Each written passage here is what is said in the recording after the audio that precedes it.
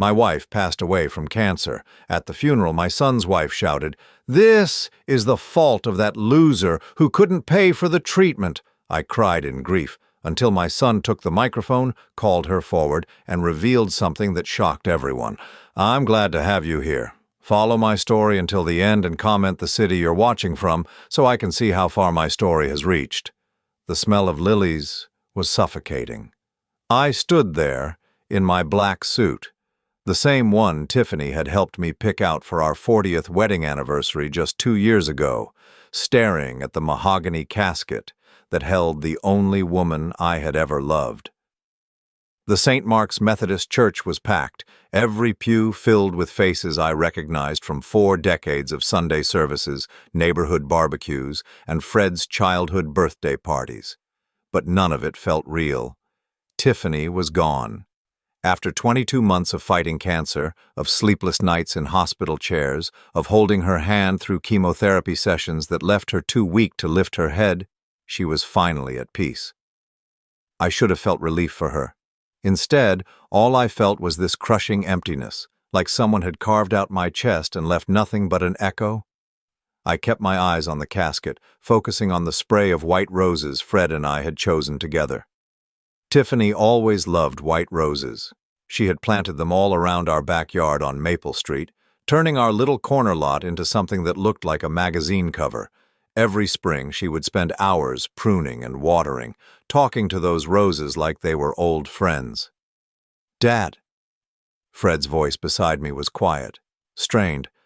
I glanced at him and saw my own grief reflected in his face. At 37, he looked older than his years today, the weight of losing his mother etched in the lines around his eyes. His wife Maya stood on his other side, perfectly composed in her designer black dress, her blonde hair swept into an elegant bun. She hadn't shed a single tear during the service. The pastor was saying something about eternal rest and God's plan, but his words felt hollow. How was any of this part of some grand design? How was watching the love of my life waste away to nothing? Her body betraying her despite every treatment we tried, every specialist we consulted, every prayer we whispered in the dark, supposed to make sense. I had spent $120,000 on treatments over those 22 months, every cent of our savings, every dollar I could borrow against our house, the experimental treatments in Houston that insurance wouldn't cover, the nutritional therapy clinic in Arizona that promised miracles, the integrative medicine center in California where they charge $3,000 a week for hope, disguised as healing. None of it mattered in the end. As the service concluded and people began to file out, offering their condolences in hushed tones, I felt like I was drowning. Mrs. Patterson from next door squeezed my hand and whispered something about Tiffany being in a better place. My brother David clapped me on the shoulder, his own eyes red-rimmed. Our old friend Margaret promised to bring casseroles, as if food could fill the hole Tiffany had left behind. I was shaking hands and nodding, going through the motions, when Maya's voice cut through the gentle murmur of sympathy like a blade. "This is all his fault." Her words rang out clear and sharp in the suddenly quiet church. Every conversation stopped. Every head turned toward us. I blinked, certain I had misheard. "What?" Maya stepped forward, her carefully composed mask slipping to reveal something cold and accusing underneath. Her voice grew louder, carrying to every corner of the church. "This is the fault of that loser who couldn't pay for the treatment she needed." The words hit me like a physical blow. I felt my knees weaken, my breath catch in my throat. Around us, people gasped. I heard Mrs. Patterson make a small, shocked sound. "Maya," Fred said quietly, but he didn't move to stop her. "No, Fred. Someone needs to say it." She turned to face the crowd of mourners, many of whom were now staring at me with confusion and growing suspicion. He let her die because he was too cheap to get her real help, too stubborn to admit that maybe, just maybe, there were options he didn't explore because they cost too much. My hands began to shake. Every eye in that church was on me now, and I could see the doubt creeping into their faces. These people had known me for decades. They had watched me coach Fred's Little League team, had seen Tiffany and me at every church potluck and community event. But Maya's words were planting seeds of suspicion, and I could actually watch them take root. "That's not true," I managed to whisper, but my voice was too weak, too broken to carry any conviction. "Isn't it?" Maya's voice was gaining strength, fed by the attention. "How many times did the doctors mention clinical trials you turned down because of the cost? How many experimental treatments did you refuse because they weren't covered by insurance?" I wanted to scream that every doctor had told us the trials were long shots, that the experimental treatments were more likely to cause suffering than healing. I wanted to explain that I had already bankrupted us trying to buy time, that I had explored every option that had even a slim chance of helping, but the words wouldn't come. "Maya, that's enough." Fred's voice was firmer now, but still he didn't look at me. He kept his eyes on his wife, and something passed between them that I couldn't read. "Is it enough, Fred? Is it enough that your mother is dead because your father chose his bank account over her life?" The accusation hung in the air like smoke from an explosion. I felt physically sick, my stomach churning as I looked around at the faces of people who had once respected me. Now they looked uncertain, troubled. Some were already whispering to each other, the seeds of Maya's poison taking root and spreading. "I spent everything," I said, my voice barely audible. "I gave her everything I had." Maya laughed, a sharp, bitter sound that echoed off the church walls. "Everything? Really? Then why is there still money in your savings account? Why do you still have a house while she's in the ground?" I stared at her, unable to comprehend the cruelty of what she was doing. This was Tiffany's funeral. These were people who loved her, who had come to say goodbye and honor her memory, and Maya was turning it into a public execution. "Dad," Fred finally looked at me, and for a moment I thought I saw something like sympathy in his eyes. But then he looked away again, his jaw tight, his hands clenched at his sides. The silence stretched on, broken only by the uncomfortable shuffling of feet and the distant sound of traffic outside. I realized that everyone was waiting for me to defend myself, to fight back against Maya's accusations, but I had nothing left. The fight had gone out of me the moment Tiffany took her last breath. Instead, I turned and walked toward the exit, my legs feeling like they belonged to someone else. Behind me, I heard Maya's voice again, softer now but still carrying. "It's just so tragic when someone who should have protected her becomes the reason she couldn't be saved." I made it to the parking lot before the tears came. Standing beside my old Honda Civic, the same car Tiffany and I had driven to countless doctor appointments, I broke down completely. Not just from grief, but from the horrible realization that my own son had stood there and watched his wife destroy me, and he had said nothing to stop it. For 40 years, Tiffany and I had built a family based on love and respect. We had raised Fred to be honest, loyal, and kind. We had welcomed Maya into our family with open arms when they married 9 years ago, treating her like the daughter we never had. And this was how it ended, with me standing alone in a church parking lot, wondering if I had somehow failed not just as a husband but as a father too. The worst part wasn't even Maya's accusations, it was the silence. It was Fred standing there, saying nothing while his wife tore apart everything Tiffany and I had built together. It was the growing certainty that I had lost not just my wife, but my son as well. As I drove home through the familiar streets of our neighborhood, past the houses where Tiffany and I had made friends, past the park where we had pushed Fred on swings, I felt more alone than I had ever felt in my 63 years of life. The house on Maple Street felt empty and cold when I walked through the front door. Tiffany's reading glasses were still on the kitchen table next to a book she would never finish. Her coffee cup sat in the sink, waiting to be washed. Everything was exactly as she had left it, but she was gone forever. And apparently, I was completely alone. 3 days after the funeral, the phone calls started. The first one came while I was sitting at the kitchen table, staring at a bowl of cereal that had gone soggy 20 minutes ago. I hadn't eaten a real meal since Tiffany died, and everything tasted like cardboard anyway. "Vicente, it's Margaret." My old friend's voice sounded strained, cautious in a way that immediately put me on edge. I wanted to check on you. I'm managing, I lied, pushing the cereal around with my spoon. There was a long pause. Then Margaret cleared her throat. Vicente, I have to ask you something, and I hope you won't take offense. That thing Maya said at the funeral about the treatments, my stomach dropped. What about it? Well, some of us have been talking, and we're just wondering if maybe there's more to the story. I mean, we all know you loved Tiffany, but Maya seemed so certain about those clinical trials. I set the spoon down with shaking hands. Margaret, I tried everything. Every treatment the doctors recommended, every option that had even a chance of helping her. Of course, she said quickly, but I could hear the doubt in her voice. It's just that Maya mentioned some specific treatments, and well, she is family. She would know about these things, wouldn't she? After I hung up, I sat in the silence of my kitchen, feeling like the walls were closing in. These were people who had known me for decades, who had watched me care for Tiffany through every stage of her illness. Yet Maya's words had been enough to plant doubt in their minds about my character. The second call came from my brother David that afternoon. Look, Vicente, I'm not saying I believe what Maya said, but maybe you should talk to someone, a counselor or something. This kind of guilt after losing a spouse, it's normal, but— Guilt, I interrupted.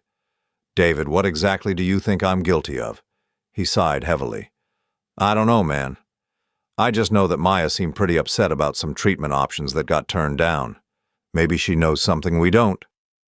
I hung up on him. By Thursday, Maya had called me twice, but I let both calls go to voicemail. I couldn't bear to hear her voice, to listen to whatever new poison she was preparing to spread. But late that evening, as I sat in my recliner watching television without really seeing it, Fred finally called. Dad, we need to talk. Do we? My voice came out flatter than I intended. Maya is really upset about how things went at the funeral. She thinks maybe she came on too strong, but she's just grieving too, you know. She loved Mom. I almost laughed at the absurdity of it. Maya, who had barely visited during Tiffany's illness, unless it was to ask about insurance coverage or to suggest that maybe a cheaper treatment might be just as effective. Maya, who had spent the last year of Tiffany's life making subtle comments about how much the medical bills were adding up.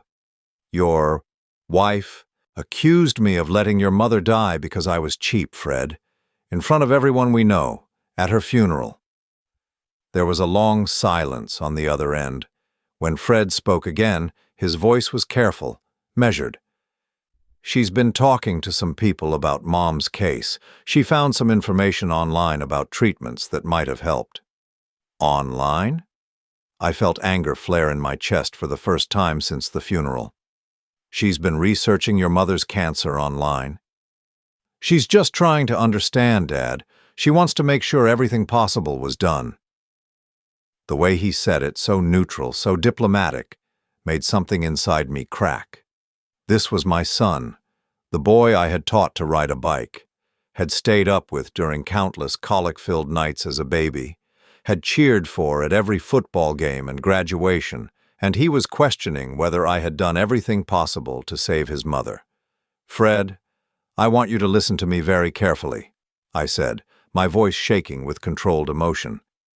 I spent $120,000 on treatments for your mother. I mortgaged our house. I cashed in my retirement fund.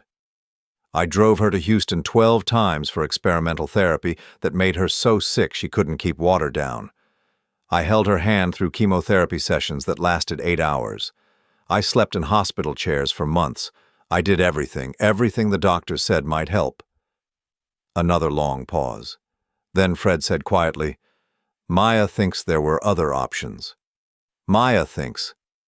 I repeated the words slowly, feeling their weight. Your mother is dead, Fred. She died in my arms after fighting harder than anyone should ever have to fight. And your wife is playing detective on the internet, trying to prove that I killed her through negligence. That's not what she's saying, Dad. Isn't it? I stood up, pacing to the window that looked out over Tiffany's rose garden. Even in the darkness, I could make out the shapes of her carefully tended bushes. Because that's exactly what it sounded like at the funeral. Fred was quiet for so long I thought he had hung up. When he finally spoke, his voice was strained. "Look, I know this is hard. We're all grieving. But Maya has found some information about a clinical trial at Johns Hopkins that might have been an option. She just wants to understand why it wasn't pursued." I closed my eyes, leaning my forehead against the cool glass of the window. "Because Dr. Richardson said it wasn't appropriate for your mother's case, because the side effects would have been worse than the disease, because she was already so weak that the treatment would have killed her faster than the cancer. Maybe we should have gotten a second opinion." The words hit me like a slap. I had gotten second opinions, third opinions. I had consulted with oncologists in 3 different states. But Fred didn't know that because he hadn't been there for most of it. He had been busy with his job, with Maya, with his own life while I navigated the maze of treatments and specialists and insurance companies alone with Tiffany. We did get second opinions, Fred. Multiple opinions from doctors who actually examined your mother, not from websites your wife found on Google. Maya's just trying to help. Maya is trying to destroy me. The words came out sharper than I intended, but I was past caring. And apparently, she's succeeding. Fred sighed again. "Dad, nobody's trying to destroy you. We're just trying to understand what happened. Mom was only 63. She should have had more time." "Do you think I don't know that?" My voice cracked. "Do you think I don't replay every decision, every treatment, every conversation with every doctor? Do you think I don't wonder if there was something else I could have done?" The silence on the other end was deafening. "Fred, I need to ask you something, and I need you to be honest with me. Do you believe what your wife said? Do you think I let your mother die because I was too cheap to get her proper treatment?" The pause that followed was the longest few seconds of my life. When Fred finally answered, his voice was so quiet I almost didn't hear him. "I don't know what to believe anymore, Dad." After I hung up, I sat in my recliner until dawn, staring at the photo on the mantel of Tiffany, Fred, and me from last Christmas. We were all smiling, gathered around the tree in this same living room. Tiffany was already sick then, though we didn't know how little time she had left. She was thin but still beautiful, still fighting. Fred had his arm around both of us, looking like the devoted son I thought I had raised. Now that same son was questioning whether I had loved his mother enough to save her life. The next morning, I found myself at the corner diner where Tiffany and I used to have breakfast every Saturday morning. I ordered coffee and sat in our usual booth, the red vinyl cracked with age but comfortable in its familiarity. I was trying to work up the courage to eat something when Maya walked in. She spotted me immediately and made her way over, sliding into the seat across from me without being invited. She looked perfectly put together as always, her makeup flawless, her hair styled in a way that probably took an hour to achieve. "Vicente, I'm glad I found you." Her voice was soft, concerned, nothing like the sharp accusation from the funeral. "I've been hoping we could talk." "Have you?" I kept my eyes on my coffee cup, not trusting myself to look at her. "I want you to know that what I said at the funeral that came from a place of grief. I love Tiffany too, and I'm just struggling to understand why she had to die when there might have been other options." I finally looked up at her, and what I saw in her eyes wasn't grief. It was calculation, cold, careful calculation. "What other options, Maya?" She pulled out her phone and scrolled through what looked like a document. "Well, for instance, there was that clinical trial at Johns Hopkins. The one for patients with her specific type of lymphoma. I found the enrollment criteria online and she would have qualified. Dr. Richardson told us about that trial. He said the treatment was too aggressive for someone in your mother-in-law's condition." Maya's eyebrows rose slightly. "Did you get a second opinion on that?" "We consulted with 3 other oncologists. They all agreed." For just a moment, something flickered across her face. Disappointment, frustration. Then the concerned expression was back in place. "What about the immunotherapy clinic in Germany? I read about remarkable success rates for cases like hers." I stared at her. "Maya, that clinic charges $50,000 up front with no guarantee of success. We didn't have $50,000 in cash." "But you could have borrowed it. You could have taken out a loan against the house." I did take out a loan against the house. That's how I paid for the treatments in Houston. She frowned, consulting her phone again. Well, what about selling some assets? I know you and Tiffany had some valuable things, that antique furniture, her jewelry collection. And there it was. The real reason for this conversation became crystal clear. Maya wasn't questioning my decisions out of grief or love for Tiffany. She was conducting an inventory. Maya, why are you really here? She looked up from her phone, and for a split second her mask slipped completely. What I saw underneath was pure, cold ambition. Then she smiled, and the concerned daughter-in-law was back. I just want to make sure Tiffany got everything she deserved, Vicente. That's what family does for each other. As I watched her scroll through her phone, making notes about treatments and costs and options, I realized something that chilled me to the bone. This wasn't about justice for Tiffany. This was about something else entirely. And whatever Maya was planning, she was just getting started. She was building a case against me, piece by piece, question by question, and my own son was helping her do it. The following week brought a cold snap that seemed to settle into my bones and refuse to leave. I found myself spending most of my time in Tiffany's chair by the living room window, wrapped in the afghan she had crocheted during her first round of chemotherapy. The house felt enormous and empty, every sound echoing off walls that had once been filled with her laughter. I was sitting there, on Tuesday morning, watching the neighbor's cat prowl through Tiffany's rose garden, when I noticed Maya's car pulling into my driveway. My stomach clenched as I watched her get out, not alone this time, but with a woman I didn't recognize. They stood beside the car for several minutes, the stranger taking notes on a clipboard, while Maya pointed at different parts of the house. 20 minutes later, they were gone without ever knocking on my door. That evening, Fred called, again. His voice sounded different somehow, more controlled than it had been since the funeral. Dad, I wanted to let you know that Maya and I are going through some of Mom's papers. You know, trying to help you get organized. What papers? I asked, though something in his tone made me uneasy. Just medical records, insurance documents, that sort of thing. Maya thought it might be helpful to have everything in order for tax purposes. I frowned. Maya had never shown any interest in helping with paperwork before. During Tiffany's illness, she had made it clear that dealing with medical bills and insurance claims was too depressing for her to handle. I can manage my own paperwork, Fred. I know, Dad, but there's a lot of it, and Maya has experience with this kind of thing from her job. Maya worked as a medical billing coordinator for a large clinic across town. She just wants to make sure nothing gets overlooked. After I hung up, I went to the filing cabinet in Tiffany's study where we had kept all the medical records. The drawer was still locked, just as I had left it, but something felt wrong. The key was in the same hiding place behind the picture frame, but it seemed like the papers inside had been shifted slightly. Maybe I was being paranoid. Maybe grief was making me see threats where none existed. But I couldn't shake the feeling that someone had been going through our private documents. On Thursday, I was at the grocery store when I overheard two women talking in the cereal aisle. I recognized them from church, though I couldn't remember their names. I heard from Margaret that Vicente refused to take his wife to some special hospital because it was too expensive, one was saying. That's terrible. Poor Tiffany. Imagine knowing your husband chose money over your life. I abandoned my cart and left the store, my hands shaking so badly I could barely start the car. That afternoon, Maya called me directly for the first time since our conversation at the diner. Vicente, I hope you don't mind, but I've been doing some more research into Tiffany's case. I found something I think you should know about.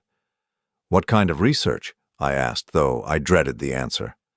Well, I've been in touch with some patient advocacy groups, and they've told me about resources that might have been available, financial assistance programs for experimental treatments, charity funds for cancer patients, that sort of thing. My grip tightened on the phone. Maya, what exactly are you implying? I'm not implying anything. I'm just saying that maybe there were options that got overlooked in all the stress of the situation. These advocacy groups, they have experience helping families navigate the system. And what do these advocacy groups think should be done now? There was a pause, and when Maya spoke again, her voice had taken on a more formal tone. Well, some of them have mentioned that families sometimes pursue legal action when they feel like medical negligence or financial constraints led to inadequate care. The words hit me like ice water. Legal action. She was talking about lawsuits. Maya, are you suggesting that I was negligent in caring for your mother-in-law? I'm not suggesting anything, Vicente. I'm just exploring every option to understand what happened. Don't you want to know if everything possible was done for Tiffany? After she hung up, I sat staring at the phone for a long time. Maya wasn't just spreading doubt anymore. She was building toward something bigger, something that could destroy what was left of my life. That evening, Fred showed up at my door unannounced. He looked tired, stressed in a way I hadn't seen since his college finals. He stood on the porch for a moment, as if gathering courage, before speaking. "Dad, can I come in? We need to talk." I led him to the living room, noting how his eyes swept over everything as if he were seeing it for the first time. He sat on the edge of the couch, his hands clasped tightly in front of him. "Dad, I need to ask you something, and I need you to be completely honest with me." My heart started pounding. "What is it?" "The night Mom died at the hospital, you were alone with her when it happened, right?" The question was so unexpected, so bizarre, that for a moment I couldn't speak. "Fred, what kind of question is that? Just answer me, please. Were you alone with her when she died?" "Yes, I was alone with her. You and Maya had gone home to get some sleep. The nurses were down the hall. She just stopped breathing, peacefully. I held her hand until the end." Fred nodded slowly, but he wouldn't meet my eyes. "And you called the nurses right away?" "Of course I called the nurses. Fred, what is this about?" He was quiet for a long moment, staring at his hands. When he finally looked up, there was something in his expression that I couldn't read. Pain, maybe. Or confusion. "Maya has been asking questions about that night, about the timeline of events. She seems to think there might have been some delay in calling for help." I felt the blood drain from my face. "A delay?" "Fred, your mother was dying. The doctors had told us it was a matter of hours. When she stopped breathing, I called the nurses immediately. What exactly is Maya suggesting?" "I don't know, Dad. I honestly don't know what she's suggesting, but she's been making phone calls, asking about protocols for end-of-life care, talking about how family members sometimes make decisions that might not be in the patient's best interest." The implication was so horrific, so unthinkable, that I couldn't process it at first. Then, slowly, the full meaning of his words sank in. "She thinks I killed your mother." The words came out as barely a whisper. Fred's face crumpled. "Dad, I don't know what to think anymore. Maya shows me these articles about medical negligence, about cases where family members made decisions that led to preventable deaths. She has all this research about treatments we supposedly didn't try, financial resources we supposedly didn't access, and now she's questioning whether Mom's death was really as natural as it seemed." I stared at my son, this man I had raised to be honest and kind and just, and I saw a stranger, someone who could sit in my living room and suggest that I had murdered his mother. "Fred, look at me." My voice was steadier than I felt. "Look at me and tell me you believe I could hurt your mother. Tell me you think I'm capable of letting her die or worse." He met my eyes for just a moment, and in that moment I saw something that gave me the first hope I had felt in weeks. Doubt. Not doubt about me, but doubt about what he was being told. "I don't want to believe it, Dad, but Maya has so much evidence, so many questions that I can't answer, and she's right about one thing. You do still have money in savings. You do still have the house. You do still have Mom's life insurance money. If you really spent everything trying to save her, how is that possible?" I closed my eyes, feeling the weight of having to justify my love for my wife to my own son. "Because the life insurance money came after she died, Fred. Because I stopped spending on treatments when the doctors told us there was nothing left to try. Because at some point I had to accept that no amount of money was going to bring her back." When I opened my eyes, Fred was staring at me with an expression I couldn't decipher. For a long moment, neither of us spoke. Then he said something that surprised me completely. "Dad, I need you to trust me no matter what happens next. Can you do that? What do you mean? I mean that things are going to get more complicated before they get better. Maya is determined to pursue this, and I can't stop her.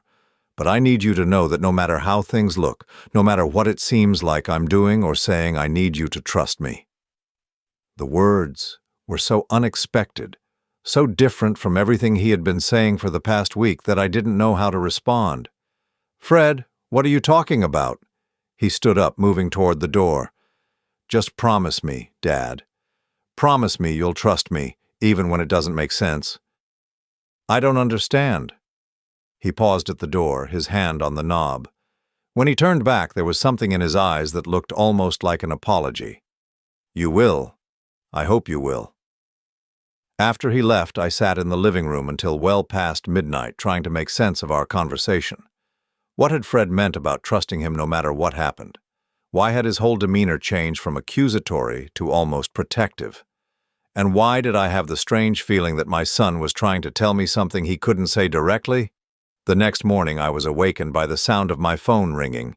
It was barely 7 o'clock, but Maya's voice was sharp and urgent when I answered.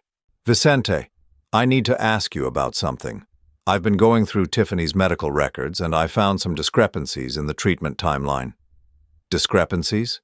Yes, there are gaps in the documentation, appointments that were scheduled but apparently never happened, treatment options that were discussed but never pursued. I'm starting to wonder if maybe there was some kind of systematic pattern of neglect. I sat up in bed, suddenly wide awake. Maya, what are you really after? I'm after the truth, Vicente. And I think the truth is that Tiffany didn't get the care she deserved. I think decisions were made that prioritized financial concerns over her well-being, and I think someone needs to be held accountable for that. The line went quiet for a moment, and when Maya spoke again, her voice had turned cold and businesslike. I've been in touch with an attorney, Vicente.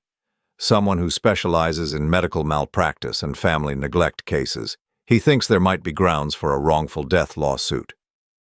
My blood turned to ice. A lawsuit against who? Against you, Vicente, for failing in your duty as Tiffany's primary caregiver and medical decision-maker. The phone slipped from my numb fingers and clattered to the floor. I could hear Maya's voice continuing to speak, but the words sounded distant and unreal. She was going to sue me. She was going to take me to court and accuse me publicly of killing my wife through negligence. When I finally picked up the phone, Maya was in the middle of explaining something about legal procedures and evidence gathering. Maya, stop. My voice was hoarse. Just stop talking. Vicente, I know this is hard to hear, but you're going to sue me for wrongful death of my own wife. I'm going to seek justice for Tiffany. Someone has to speak for her since she can't speak for herself. She was my wife for 41 years, Maya. I loved her more than my own life. Then you should have acted like it when she needed you most. The line went dead. I sat there in bed, staring at the phone, trying to process what had just happened.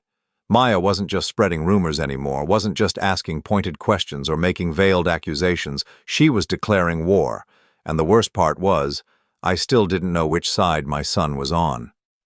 The attorney's office was everything I expected and dreaded.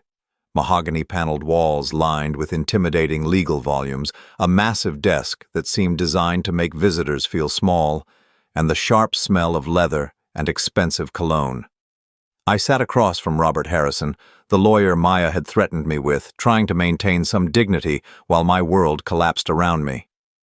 Mr. Holloway, I appreciate you coming in to discuss this matter, Harrison said, his voice professionally neutral. I understand this is a difficult time for you. Is it true? I asked, cutting straight to the point. Is my daughter-in-law really planning to sue me for my wife's death? Harrison steepled his fingers, studying me with pale blue eyes. Mrs. Maya Holloway has consulted with our firm regarding what she believes may have been inadequate medical care decisions made on behalf of the deceased. She's presented some compelling questions about treatment options that may not have been properly explored. Compelling questions. I repeated the phrase slowly, tasting its bitterness. Mr. Harrison, I spent every dollar I had trying to save my wife. I consulted with specialists in 3 states. I pursued every treatment that had even a remote chance of helping her. I understand that's your perspective, Mr. Holloway.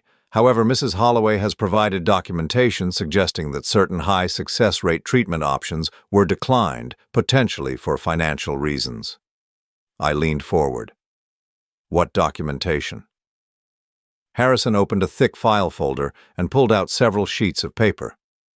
Internet research regarding clinical trials, financial assistance programs that may have been available, treatment protocols from other medical centers that show higher survival rates for cases similar to your wife's.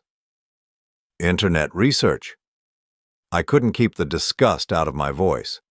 Mr. Harrison, are you seriously considering a wrongful death lawsuit based on Google searches? His expression didn't change. Mrs. Holloway has also indicated that there may have been questionable circumstances surrounding the actual time of death, delays in calling for medical assistance, decisions made without consulting other family members. The accusation hit me like a physical blow. She's suggesting I hastened my wife's death. She's suggesting that the circumstances warrant investigation. I stared at him, trying to comprehend the depths of Maya's malice. It wasn't enough for her to accuse me of being too cheap to save Tiffany.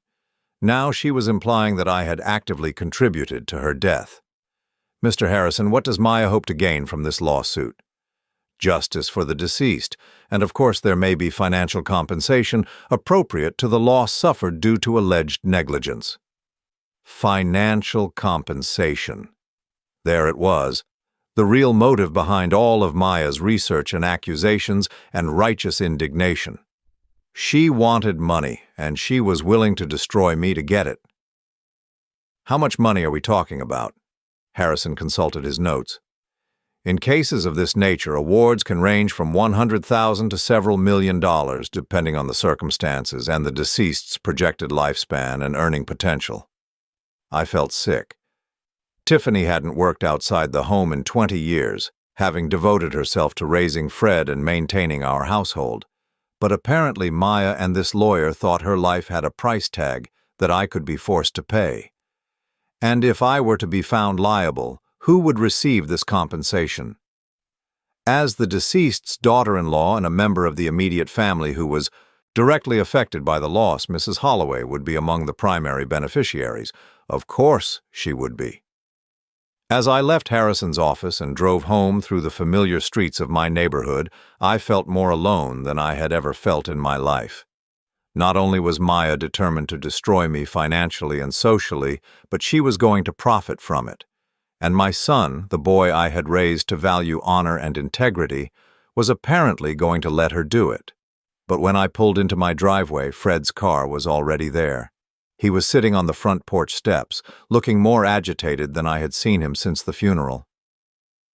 "Dad, we need to talk, right now." I followed him inside, noting how he immediately went to the windows and drew the curtains closed. He pulled out his phone and set it on the coffee table, screen down. "Fred, what's going on?" He ran his hands through his hair, a gesture I remembered from his teenage years when he was trying to work up the courage to confess some mistake. "Dad, I need to tell you something, and I need you to listen to everything I'm going to say before you react. Can you do that?" I nodded, though my stomach was churning with apprehension. Maya has been planning this lawsuit for months, since before Mom died. The words hit me like a hammer blow. "What?" "Let me finish, Dad, please." Fred's voice was strained but urgent. 3 months ago, Maya started asking me questions about Mom's finances, about her will, about what would happen to her assets when she died. I thought she was just being practical, trying to help us prepare for the inevitable. I stared at my son, unable to process what I was hearing. Then she started researching Mom's medical case, but not to help. She was looking for ways to prove that inadequate care had been provided. She was building a case for negligence even while Mom was still alive. "And you knew about this?" Fred's face was anguished. Not at first. I thought she was just trying to understand the medical situation, maybe looking for treatment options the doctors hadn't mentioned. But then I started noticing things, phone calls she would take in private, websites she was visiting, documents she was printing out. He paused, taking a deep breath. "Dad, Maya has been in contact with that lawyer for 6 weeks. She met with him for the first time 2 weeks before Mom died." I felt like I was drowning. 2 weeks before Tiffany died, Maya was already planning to sue me for killing her. Yes, and there's more. Fred pulled out his phone and opened what looked like a recording app. "Dad, I've been documenting everything. Every conversation, every phone call, every meeting with the lawyer. I've been pretending to go along with her plan so I could find out exactly what she was planning to do to you." "You've been recording her?" "For the past month. Listen to this." He tapped the screen, and Maya's voice filled the room, clear and unmistakable. "The old man won't know what hit him. By the time we're done, he'll be so broken that he'll hand over everything just to make it stop."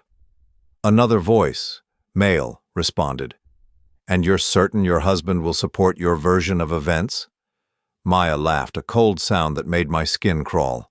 "Fred will do whatever I tell him to do. He's weak, just like his father.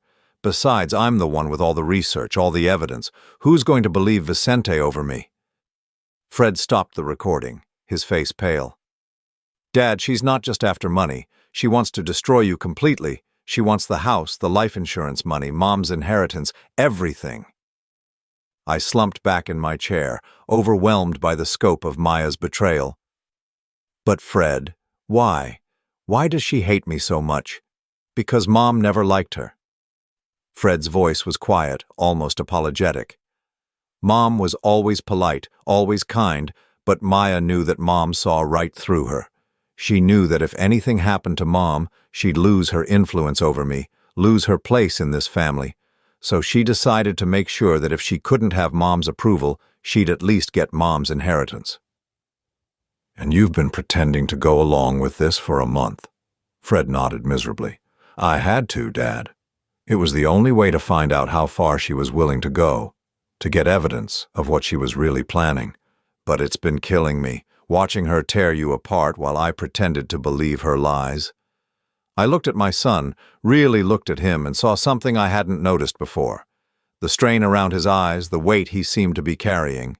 He hadn't been weak or disloyal. He had been playing a dangerous game to protect me. "Fred, what about the things you said to me? The questions about whether I had done enough to save your mother?" "I had to ask those questions, Dad. Maya was listening to everything, monitoring every conversation between us. If I hadn't seemed to doubt you, she would have known I was on to her plan." "So you never believed her accusations?" Fred's eyes filled with tears. "Dad, I watched you care for Mom every day for almost 2 years. I saw you sleep in hospital chairs, hold her hand through chemo, research every possible treatment option. I know you loved her. I know you did everything humanly possible to save her." For the first time since Tiffany's funeral, I felt like I could breathe. My son hadn't betrayed me. He had been protecting me. "What do we do now, Fred?" He wiped his eyes and sat up straighter, and I could see something of Tiffany's steel in his expression. "Now we stop her. I have hours of recordings, Dad. I have documentation of her meetings with the lawyer, her research into how to build a negligence case, her plans to manipulate testimony from family members. I have everything we need to prove that this entire lawsuit is fraudulent." "But she's your wife." Fred was quiet for a long moment. When he spoke, his voice was firm. "She stopped being my wife the moment she decided to try to destroy my father to get money from my mother's death." He pulled out another piece of paper, and I recognized it as a legal document of some kind. "What's that?" "Divorce papers. I filed them this morning." I stared at him in amazement. "You're leaving her?" "I left her the moment I realized what she was planning. I just couldn't tell you until I had enough evidence to stop her lawsuit." He met my eyes. "Dad, Mom raised me to value honor and integrity above everything else. Maya forgot that when she decided to wage war on our family."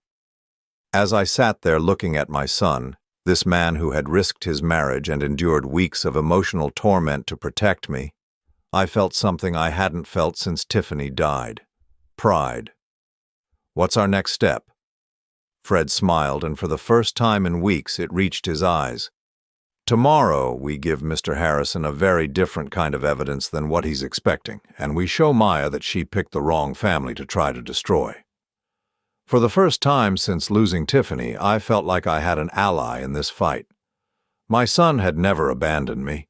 He had been fighting for me all along. The family meeting Maya had demanded was set for Sunday afternoon at 2 o'clock, in the same church fellowship hall where Tiffany and I had attended countless potluck dinners and community gatherings over the years. Maya had insisted on a neutral location, claiming she wanted witnesses to ensure everything was handled properly. She had no idea that Fred and I were walking into her trap with our own carefully laid plans. I arrived early, my hands steady for the first time in weeks. Fred was already there, sitting alone in one of the folding chairs arranged in a circle. He looked up when I entered, and we exchanged a brief nod.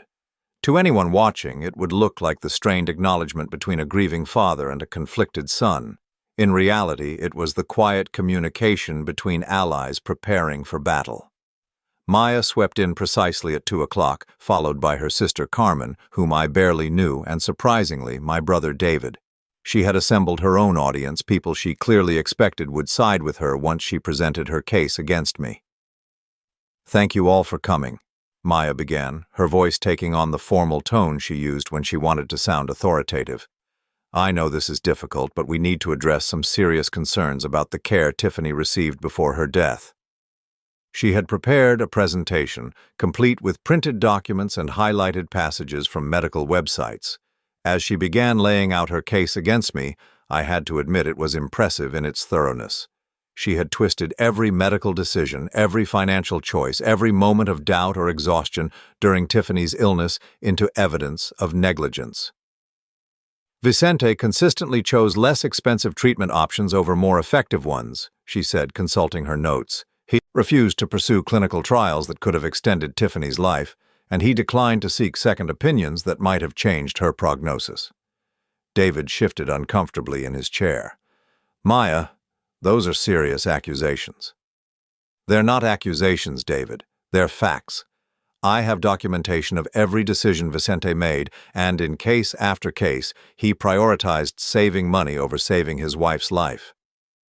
I watched Fred during this performance, noting how carefully he maintained his neutral expression. To Maya's eyes, he appeared to be listening thoughtfully, perhaps even nodding slightly at her more pointed arguments. She was so focused on building her case that she couldn't see the trap closing around her. "The most troubling aspect," Maya continued, "is the circumstances surrounding Tiffany's actual death. Vicente was alone with her for nearly 30 minutes before calling the nurses. 30 minutes during which he could have been providing aid, calling for help, attempting resuscitation." Carmen gasped audibly. 30 minutes? Vicente, is that true?" "No," I said quietly. "It's not true." Maya's eyes flashed with triumph. "The hospital records show a 30-minute gap between the time Tiffany's vital signs flatlined and the time medical staff were notified." "The hospital records show that I called the nurses immediately when your mother-in-law stopped breathing," I said, my voice steady. "The 30-minute gap Maya is referring to was after the nurses confirmed her death, when I was given time alone with her to say goodbye." Fred spoke up for the first time, his voice carefully neutral. "Maya, where exactly did you get information about hospital records? Those are private medical documents." She turned to him with a confident smile. "I obtained them through proper channels, Fred. As family members, we have a right to understand what happened." "What proper channels?" Fred pressed. "I submitted a request through the patient advocacy office. They were very helpful once I explained my concerns about potential negligence." I watched Fred's jaw tighten almost imperceptibly. Maya had just admitted to obtaining private medical records through deception, something that could be both illegal and grounds for dismissing any lawsuit she might file. But she wasn't finished. "The point is, we have evidence of a pattern of neglect that ultimately led to Tiffany's preventable death, and I think it's time for Vicente to be held accountable." David looked between Maya and me, confusion clear on his face. "Maya, what exactly are you saying needs to happen?" "I'm saying that Vicente should face legal consequences for his negligence. I've consulted with an attorney who believes we have grounds for a wrongful death lawsuit." The words hung in the air like smoke. Carmen's mouth fell open. David stared at Maya as if he had never seen her before. "You want to sue Vicente for killing his own wife?" David's voice was barely a whisper. "I want justice for Tiffany. Someone has to speak for her since she can't speak for herself anymore." It was then that Fred stood up, and I saw something in his expression that reminded me so strongly of Tiffany that my breath caught. It was the look she got when someone had pushed her too far, when her patience had finally reached its limit. "Maya, I need to ask you something." She turned to him with obvious relief, clearly expecting him to support her position. "Of course, honey. How much money do you expect to get from this lawsuit?" The question seemed to catch her off guard. "I'm not doing this for money, Fred. I'm doing this for justice." "But if you were to win a wrongful death suit against my father, how much money would you expect to receive?" Maya's eyes narrowed slightly, but she answered, "The attorney estimates anywhere from $200,000 to over $1 million, depending on various factors." "And who would receive that money?" "Well, as Tiffany's immediate family members who were affected by the loss, we would be the primary beneficiaries." Fred nodded thoughtfully. "So you could potentially receive up to $1 million if you can prove my father was negligent in caring for my mother." "Yes, but that's not why I'm—" "Maya, when did you first contact Attorney Harrison?" The question was asked so casually that Maya answered before she realized the trap. "About 6 weeks ago, when I first started researching the legal options for—" She stopped mid-sentence, her face going pale as she realized what she had just admitted. Fred's voice remained calm, but there was steel underneath it. 6 weeks ago. That would have been 2 weeks before Mom died. The fellowship hall went dead silent. Carmen and David were staring at Maya with growing horror. Even I felt shocked, despite knowing what Fred had discovered. "You contacted a lawyer about suing my father for wrongful death 2 weeks before my mother was even dead." Maya's composure cracked. "That's not— I was just exploring options in case—" "In case what, Maya? In case Mom died and you saw an opportunity to get money out of it?" "Fred, you don't understand. I was trying to protect our interests." "Our interests." Fred's voice rose slightly. "Or your interests?" Maya looked around the room, clearly realizing that her carefully planned presentation had backfired spectacularly. Carmen was staring at her with disgust. David was shaking his head in disbelief. "Fred, you're misunderstanding the situation," Maya said, her voice taking on a desperate edge. "I've been protecting you, protecting us. Your father has money that should rightfully be ours. Tiffany's life insurance, the house, her savings. We deserve compensation for what we've been put through." And there it was. The truth finally spoken aloud. Maya wasn't seeking justice for Tiffany. She was seeking profit from her death. Fred pulled out his phone. "Maya, I want you to tell everyone. Hear exactly what you told me last night about my father." "What are you talking about?" "Tell them what you said about making sure he ends up broke and broken." Maya's eyes went wide with panic. "Fred, I never said—" "Tell them about your plan to manipulate witness testimony. Tell them about how you've been building a false case for months." "Fred, stop. You're being ridiculous." But Fred was already tapping his phone screen. Maya's voice filled the fellowship hall, clear and unmistakable. "The old man won't know what hit him. By the time we're done, he'll be so broken that he'll hand over everything just to make it stop." The recording continued, capturing Maya's cold calculation, her dismissive comments about Fred's weakness, her absolute certainty that she could manipulate the situation to her advantage. When it ended, the silence was deafening. Maya stood frozen, her face cycling through shock, anger, and finally, raw fury. "You recorded me. You've been spying on me." "I've been documenting your fraud," Fred said quietly. "Every lie you've told, every false accusation you've made, every illegal step you've taken to build your case against my father." Maya's mask finally fell away completely, revealing the person she had always been underneath. "You pathetic fool. Do you really think you can stop me? I have evidence, I have witnesses, I have an attorney who believes my case. You have lies, Fred said, and now everyone knows it. Maya turned her fury on me. This isn't over, Vicente. I'll destroy you, one way or another. I'll make sure everyone knows what kind of monster you really are. No, Fred said firmly. You won't. He pulled out another document from his jacket pocket. Maya, these are divorce papers. I filed them yesterday morning, and these, he produced another set of papers, are copies of all the evidence I've gathered about your fraudulent lawsuit, which I'll be turning over to both Attorney Harrison and the State Bar Association. Maya stared at the papers as if they might burst into flames. You can't divorce me. We're married. We're a team. We stopped being a team the moment you decided to try to destroy my father for money. The room erupted as Maya began screaming, her careful composure completely shattered. She accused Fred of betraying her, me of manipulating him, everyone in the room of conspiring against her. But her words only served to prove everything Fred had recorded. As Carmen and David quietly excused themselves, clearly wanting no part of Maya's meltdown, Fred and I stood together, watching the woman who had tried to destroy our family reveal herself completely. Finally, Maya stopped screaming and looked around the room with wild eyes. When she realized no one was going to support her, no one was going to believe her lies, she gathered what was left of her dignity and headed for the doors. This isn't over, she said, her voice shaking with rage.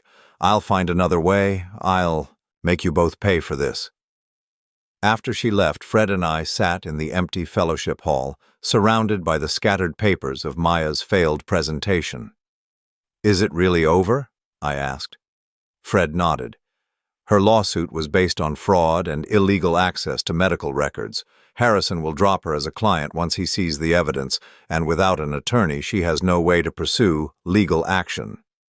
I looked at my son, this man who had sacrificed his marriage to protect me. Fred, I'm sorry you had to go through this. I'm sorry you lost Maya. He shook his head. Dad, I didn't lose Maya. I never really had her. I think deep down I knew what she was capable of. I just didn't want to believe it. As we walked out of the fellowship hall together, I felt something I hadn't experienced since Tiffany's death. Peace. Maya's war against our family was over, and Fred and I had won it together. 3 months after the confrontation at the fellowship hall, I was sitting in Attorney Harrison's office for what I hoped would be the final time. The mahogany-paneled walls that had once intimidated me now seemed merely pretentious, and Harrison himself appeared far less formidable than he had during our first meeting. Mr. Holloway, he said, closing the thick file folder that contained the remnants of Maya's fraudulent case, I want to personally apologize for any distress my firm may have caused you. Mrs. Maya Holloway presented what appeared to be legitimate concerns, but the evidence your son provided clearly demonstrates that her allegations were fabricated. Fred sat beside me, his divorce papers finalized just the week before. He had lost 20 pounds during the ordeal, the strain of maintaining his double life having taken a visible toll, but he looked more at peace than I had seen him since Tiffany's death. What happens to Maya now? I asked. Harrison's expression grew stern. Mrs. Holloway faces potential criminal charges for fraudulent access to medical records and attempted insurance fraud. The State Bar Association is also investigating whether her actions constitute criminal conspiracy. My firm has, of course, dropped her as a client and reported her conduct to the appropriate authorities. I felt no satisfaction in Maya's downfall, only relief that the nightmare was finally over. And the wrongful death allegations? Completely dismissed. The evidence your son gathered makes it clear that you provided exceptional care for your wife under extremely difficult circumstances. No reasonable person could view your actions as negligent. As we left Harrison's office, Fred and I walked slowly to our cars. The early spring air was crisp and clean, carrying the scent of new growth from the trees lining the downtown streets. It was the kind of day Tiffany would have loved, perfect for working in her rose garden. Dad, there's something I want to show you, Fred said. Do you have time to come by the house? I followed him to the home he had once shared with Maya, noting that her car was no longer in the driveway. The house looked different somehow, lighter, as if a shadow had been lifted from it. Inside, Fred led me to what had been his home office. The room had been completely transformed. Where Maya's medical billing workstation had once dominated the space, Fred had set up something entirely different. "I've been working on this since the divorce was finalized," he said, gesturing to a beautifully crafted wooden display case mounted on the wall. Inside were photos of Tiffany throughout her life. As a young bride on our wedding day, holding infant Fred in the hospital, laughing at one of his childhood birthday parties, tending her roses in our backyard, and finally a picture from our 40th anniversary dinner, still beautiful despite the early signs of her illness. "Fred, this is incredible." "There's more," he said, opening a leather-bound album on the desk. "I've been going through all of Mom's things, organizing her photos, her letters, her recipes. I thought maybe we could put together a proper memorial for her, something that shows who she really was." I opened the album with trembling hands. On the first page was a letter Tiffany had written to Fred on his 16th birthday, her elegant handwriting flowing across cream-colored stationery. I read her words about the importance of integrity, kindness, and standing up for what was right even when it was difficult. "She raised you well, Fred. Better than I could have imagined." He smiled, but his eyes were sad. "I just wish I had stood up to Maya sooner. I should have protected you from the beginning." "You did protect me, in the way that mattered most." Over the following weeks, Fred and I began the slow process of rebuilding our relationship and healing from the trauma Maya had inflicted on our family.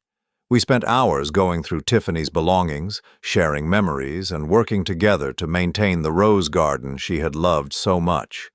The whispers and speculation that had followed Maya's accusations gradually faded as the truth of her deception spread through our community. Margaret called to apologize for doubting me. David visited to express his shame at having been taken in by Maya's performance. Even some of the people who had spread gossip after the funeral reached out to make amends. But the most meaningful conversation came from Pastor Williams at St. Mark's Methodist Church. He stopped by the house on a Thursday evening, carrying a small potted rose bush.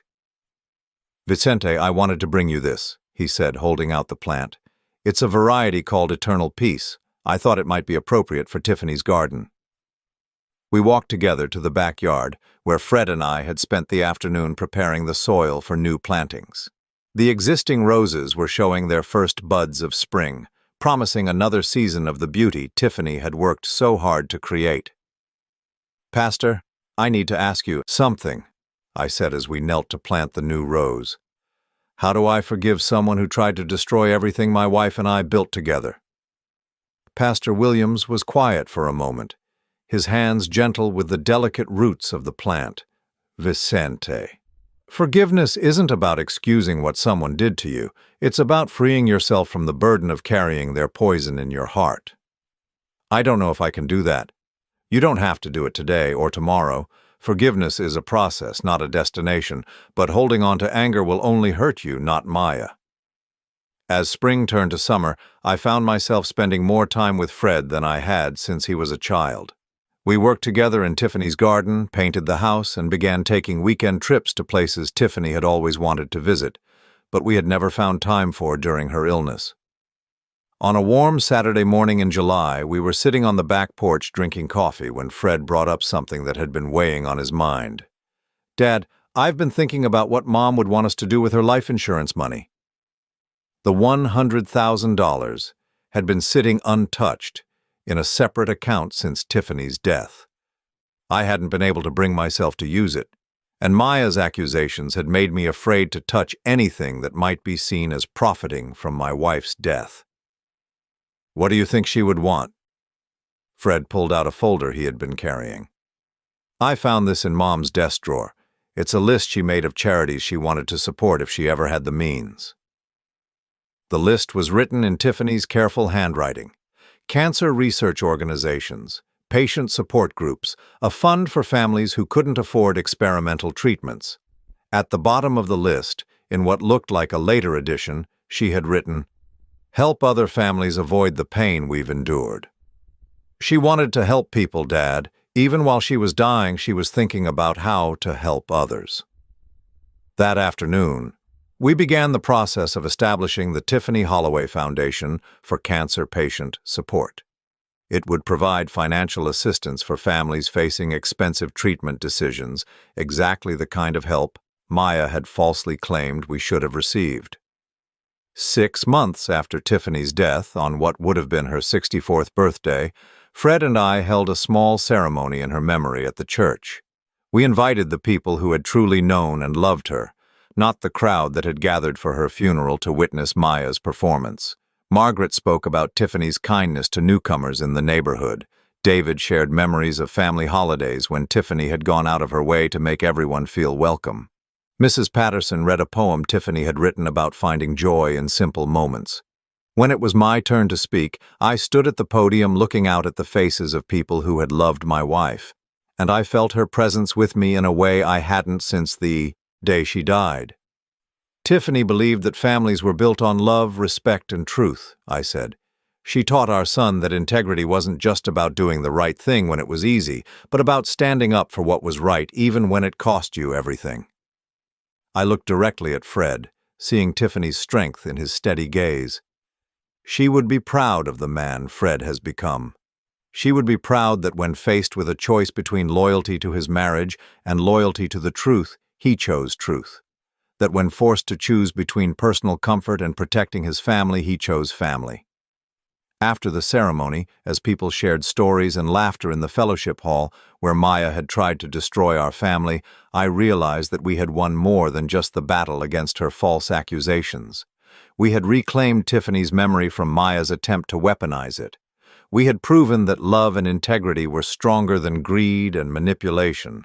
Later that evening, Fred and I sat in Tiffany's garden, surrounded by the roses she had planted and the new varieties we had added in her honor.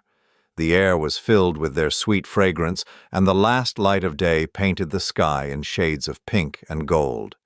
"Dad, do you think Mom would forgive Maya?" I considered the question carefully. "I think your mother would forgive Maya for Maya's sake, not ours. But I also think she would never have allowed Maya to succeed in her plans." Fred nodded. "I miss her every day." "So do I, son, so do I." As darkness fell and the first stars appeared overhead, I felt something I hadn't experienced since Tiffany's death. Complete peace. Maya's attempts to destroy us had failed. The community that had briefly doubted me had rallied around the truth. And most importantly, Fred and I had emerged from the ordeal with a stronger relationship than we had ever had. Tiffany's roses would bloom again next spring and the spring after that, and for many years to come. Her foundation would help other families facing the same impossible choices we had faced. Her son would continue to live by the values she had taught him, raising his own children someday to value truth and integrity above personal gain, and I would spend whatever years remained to me tending the garden she had planted, both in our backyard and in the hearts of everyone who had known her. Maya had tried to turn Tiffany's death into a weapon against our family. Instead, she had only proven how strong the love between a husband, wife, and son could be when built on the foundation Tiffany had created: honor, truth, and the quiet strength that comes from doing what's right, no matter the cost.